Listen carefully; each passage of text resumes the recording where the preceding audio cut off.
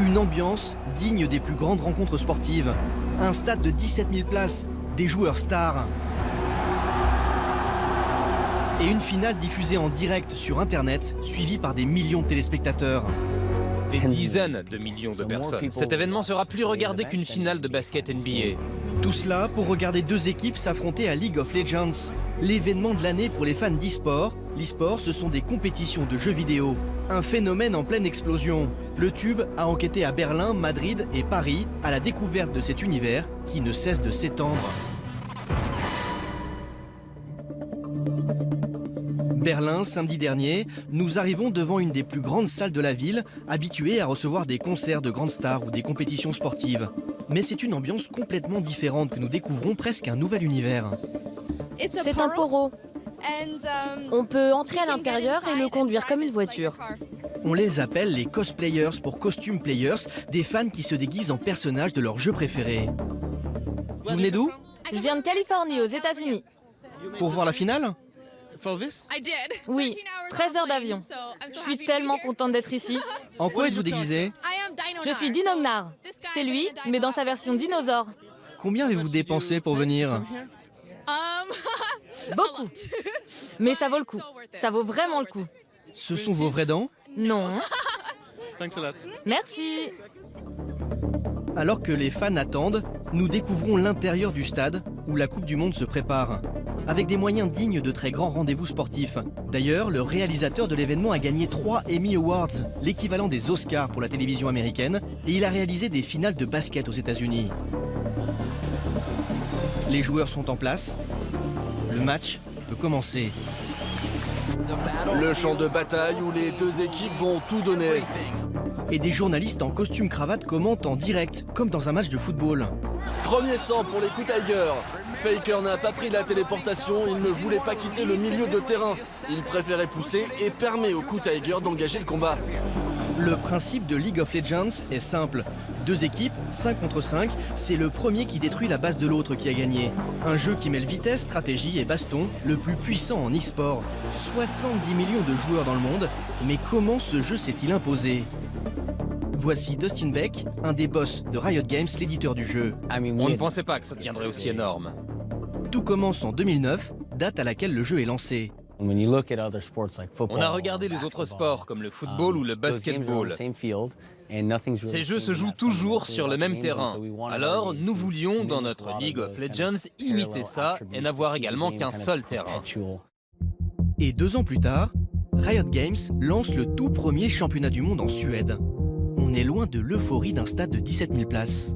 Il y avait quelques centaines de personnes dans le public, mais des centaines de milliers de personnes nous regardaient sur Internet et on s'est dit « Waouh, cela peut devenir énorme !» En 2012, on a fait une finale dans un grand stade et des millions de personnes nous ont regardés. Alors on a lancé une ligue et on a investi pour faire vivre l'e-sport. En 2013, la LCS, League of Legends Championship Series, est créée.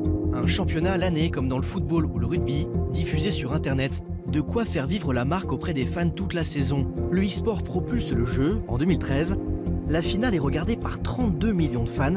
Elle se déroule dans le prestigieux Staples Center de Los Angeles, la salle des Lakers.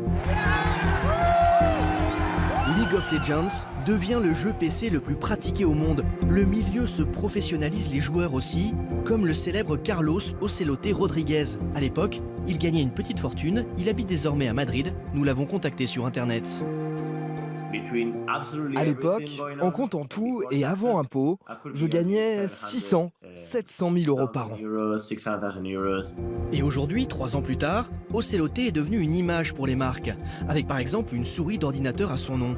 Mais c'est aussi et surtout devenu un chef d'entreprise qui a levé des fonds auprès d'investisseurs pour lancer sa propre équipe de joueurs de e-sport. Les budgets sont impressionnants.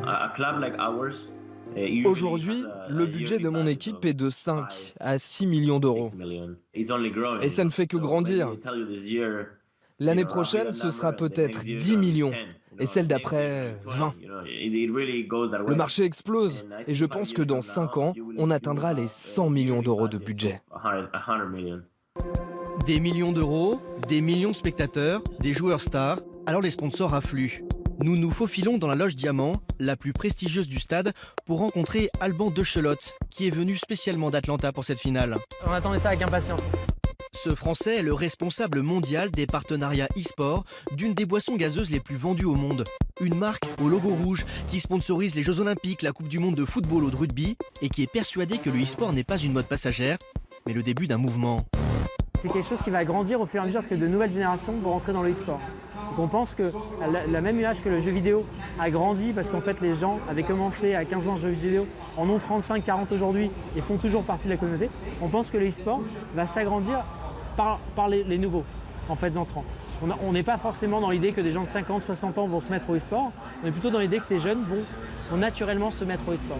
Et c'est par ce biais-là que ça va s'agrandir. Et ce phénomène générationnel touche aussi l'Hexagone. Ce même samedi à Paris, Borakim, alias Yellowstar, est en tournée promotionnelle. Il a 23 ans, c'est le meilleur joueur français de League of Legends qui a participé à 4 Coupes du Monde.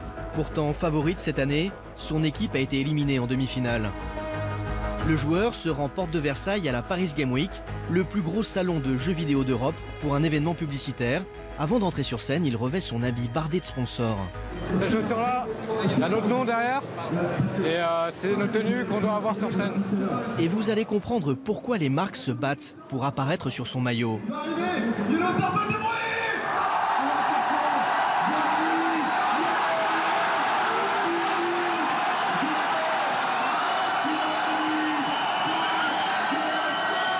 Cela fait rêver, mais l'envers du décor est moins glamour, comme il nous le confie quelques heures plus tard.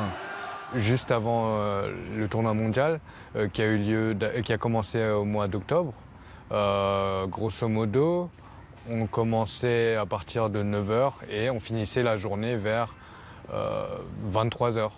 Donc ça fait des très longues journées. Et en gros, notre rythme de vie, ça serait entraînement, donc travail, manger et dormir. Jouer devient un métier. D'ailleurs, aux États-Unis, à Chicago, l'Université de l'Illinois a créé un diplôme de e-sport depuis l'année dernière, avec ce spot publicitaire pour attirer les étudiants du monde entier. The proposal was to have a varsity League of Legends team to offer scholarships to get the best players here, an area for them alone where they can go practice and play games and take it seriously.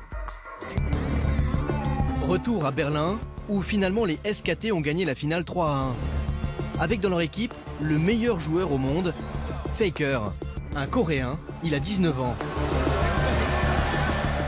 Faker, que nous retrouvons en conférence de presse quelques minutes plus tard, ce joueur gagne plus d'1 million de dollars par an.